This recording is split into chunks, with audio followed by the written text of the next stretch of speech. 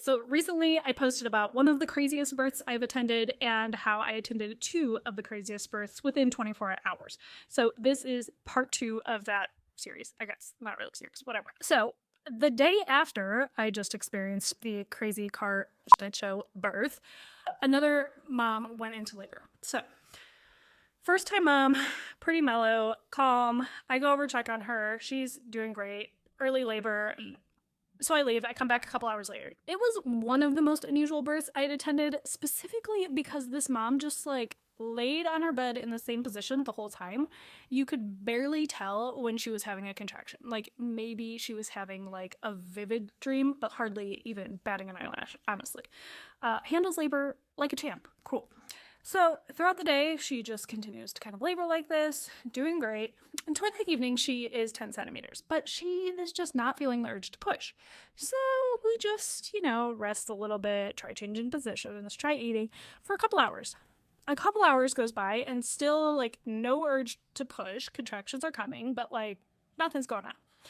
So after about 4 or 5 hours, we're like, all right, let's just kind of try bearing down, seeing what happens. Like it's getting late. We don't want the mom to be exhausted or tired or run out of energy.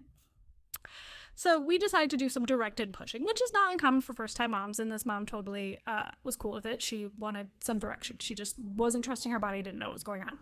So we do some guided pushing, and eventually the baby starts coming down. Cool.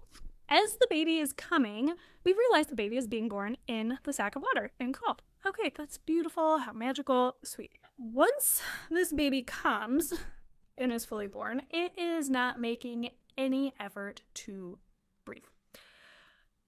This baby's also a little stunned. Okay, fine. Usually they just need a little stimulation, not doing anything. Then we try giving bag and mask, doing a little resuscitation. Nothing. After a couple minutes of like, all right, nothing's really working, we're going to call 911 and transfer this baby in. So we're continuing to perform NRP, which is baby CPR. Actually, it's a little different than CPR, but similar to get, keep the baby circulation going.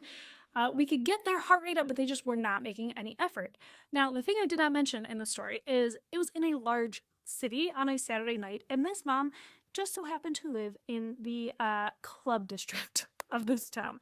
And there are clubs packed with people all around at this point. And all of a sudden, we are navigating an ambulance coming to this apartment to deal with this baby. With nowhere to park, of course, by the way. So, the challenges you overcome. Thankfully, the hospital is not far away. Anyhow, the paramedics come in and continue resuscitation, giving the baby oxygen and breaths. She's making some effort, but just not really. But during this time, I go to deliver the placenta or cut the cord, and the cord is detached. And I ask the midwife, like, when did you cut the cord? Like, at what point did you cut the cord? And she looks at me. She's like, I don't cut the cord. Like, are you kidding me? Like, that is the last thing midwives do, especially during resuscitation, because the babies are getting oxygen from the placenta.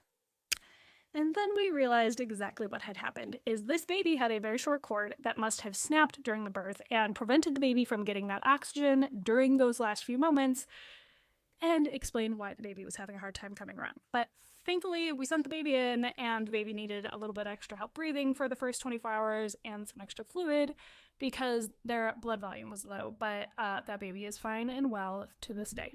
But boy, was I ready to retire after that.